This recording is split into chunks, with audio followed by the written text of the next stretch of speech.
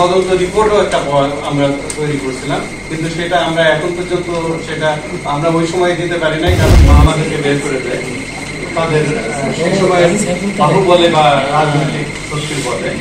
যাই হোক, আমরা এইটুকুই জানি যে আমরা বা আমাদের পূর্ববর্তী যারা ছিল সেই সময়ে ক্লাবের অর্জন কিন্তু অনেক ভালো ছিল।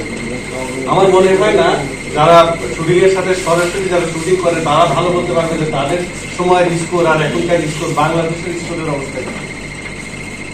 আর আমরা একটা জিনিস এখানে দেখি, সার্ভিস ক্লাবকে আমরা প্রায়োরিটি দিই। সার্ভিস ক্লাব প্রত্যেক শুটার পায়।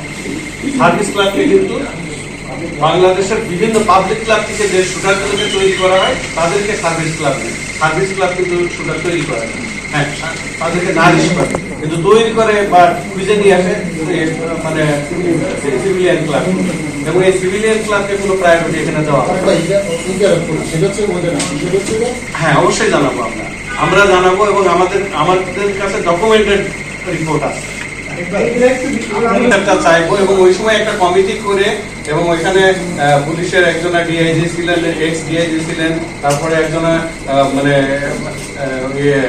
জয়েন্ট সেক্রেটারি ছিলেন, ওনাদের তত্ত্বাবধানে এইটা হয়, তদন্তটা হয়, এবং তদন্ত রিপোর্টও একটা আমরা তৈরি করছিলাম, কিন্তু সেটা আমরা এখন পর্যন্ত সেটা আমরা ওই সময় দিতে পারি নাই, কারণ ওই তদন্ত রিপোর্টের কারণে আমাদের দ্রুত মানে কমিটিটা ভেঙে দেওয়া হয়। তাদের পরিমাণ দুর্নীতি আছে, তার ফেসবুকের জন্য 25 লাখ টাকা খরচ করছে মিডিয়ার জন্য, মানে সে প্রতিটা জায়গায় যাবে, মিডিয়া কভারেজ করবে, এইসব কারণে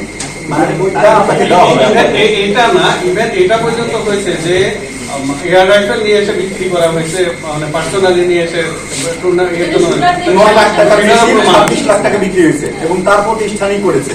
উনি যে প্রতিষ্ঠান, যে ফেডারেশনের উনি সেক্রেটারি মহাসচিব, তার কোম্পানি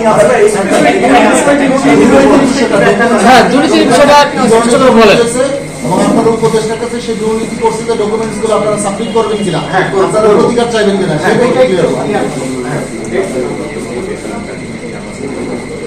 আচ্ছা আচ্ছা আমি তাহলে আমার আরো একজন লিখে দিচ্ছে। আমি যেটা বলতেছিলাম যে আমরা যেটা করছিলাম যে আমাদের এখানে একটা বড় আছে, হল আছে, যেটা ভাড়া দেওয়া হয়, দেখা যাচ্ছে 25 জনের ভাড়া দেওয়া হলে 15টা দেখা আর 10টা কই যায় আমরা জানি না, এটা তো দুর্নীতির ভেতরেই পড়ে।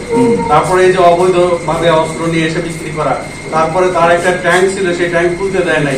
আমরা মানে ওইটার ভিতরে যে কি ছিল, মানে একটা মোবাইল ছিল না, স্বর্ণ ছিল না, কিছুই ছিল না, কিন্তু একটা বিশাল ট্যাঙ্ক।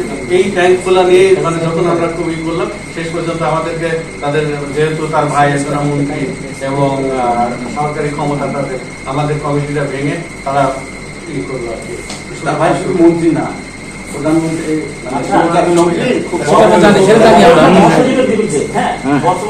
সভাপতির ভূমিকা রাখি। আমরা Dhaka rifle club, Gulshan rifle club, Kushtia rifle club, Narayanganj rifle club, Patuakhali, Tangail, এই ধরনের যে ক্লাবগুলো ছিল তাদের কিন্তু ক্লাবে ঢুকে পারমিশন নেই। কেন ঢুকতে দেয় না?